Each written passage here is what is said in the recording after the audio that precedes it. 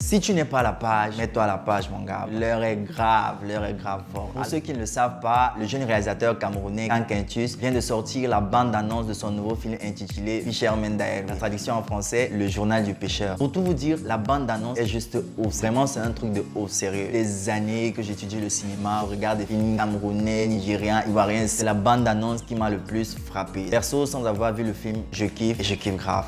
Tout au long de cette vidéo, je vais vous dire pourquoi déjà je kiffe le film sans l'avoir vu. Et surtout, je vais vous faire une analyse cinématographique de cette bande-annonce afin de mettre en valeur le travail colossal de cet artiste qui a gagné mon admiration, au même titre que Jean-Pierre Becolor avec le film Quartier Mozart qu'on connaît bien. Et aussi Françoise Elong avec le film Waka, pour ne citer que les réalisateurs camerounais.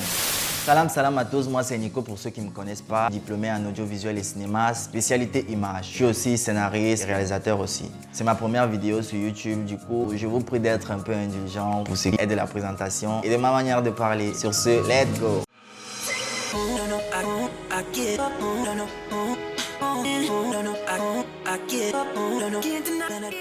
Le film Fisherman Diary est un film dramatique qui traite en gros le problème de la scolarisation des jeunes filles en milieu rural. Dans le cas précis, il s'agit de la petite Eka âgée de 12 ans, fille de pêcheur et vivant dans un village de pêcheurs où la scolarisation des filles est un tabou. Je vous mettrai quelque part là dans la vidéo le petit synopsis que notre cher réalisateur a bien voulu nous laisser.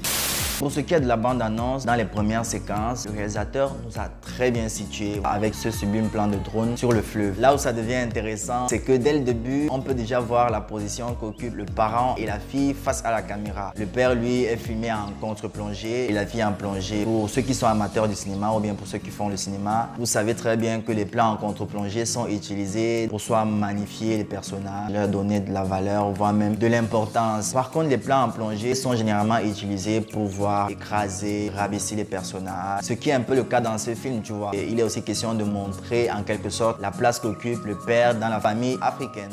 Toujours dans la même séquence, notamment sur ce plan-là, on peut voir que les violences physiques que subissent les femmes en zone rurale vont en quelque sorte frustrer la petite Eka qui va dire à son papa. Et le papa, pour la rassurer, va lui répondre ceci.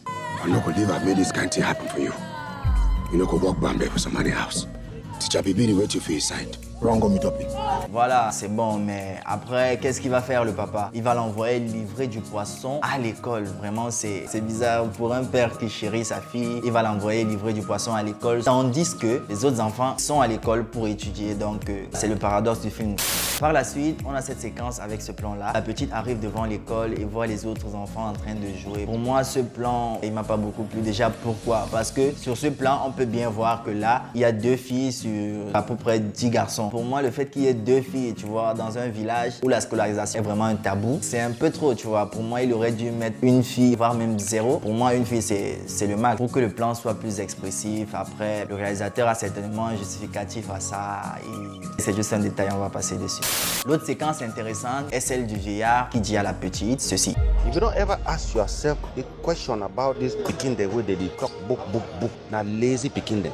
Book, you know they do anything for woman picking. Là, c'est clair, on comprend que les filles ne sont vraiment pas appréciées en milieu scolaire. Et le fait de parler des gamins qui vont à l'école en leur qualifiant de paresseux, c'est juste une manière de faire avaler la pilule à la petite. Une des remarques positives de ce film, c'est qu'on a vraiment l'impression qu'il y a de vrais figurants. Tous les figurants sont crédibles, ils ne regardent pas la caméra. Donc, pour moi, vraiment, good job. Juste après, on tombe sur la séquence de l'enseignante qui demande à la petite « What are you doing here? » On voit clairement que la maîtresse est surprise de voir cette petite qui ne vient à l'école que pour livrer de poisson, se tenir devant elle avec un papier, lui demandant qui est cette femme et qu'est-ce qu'elle dit. Teacher, il talk na seweti. One child, one teacher, one book, and one pen can change the world. She's called Malala. La réponse de l'enseignante et la manière dont la lecture se fait est juste magnifique. Pour ceux qui ne savent pas, Malala Yousafzai, c'est une militante pakistanaise de 23 ans qui en 2014 a reçu le prix Nobel de la paix. Cela témoigne non seulement de la bonne culture générale du réalisateur, mais aussi l'envie d'apprendre de la petite fille dans le film. Kan Quintus a aussi fait dans le détail dans ce film avec ce plan de l'enseignante devant le tableau. On peut voir que le cours d'arithmétique est masculinisé, notamment avec la répétition du mot boy, boy, boy. Ça, vraiment, je kiffe car indirectement, il fait passer l'information et c'est ça la beauté du cinéma.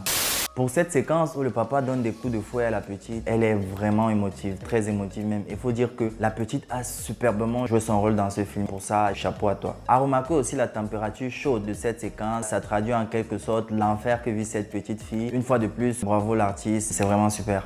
Par la suite, on peut voir qu'après les coups de fouet dans ce plan-ci, le papa pense les plaies de sa petite. Une manière aussi de montrer que malgré le côté dur des parents africains, il y a de l'amour, même si quelquefois ces coups sont portés à tort.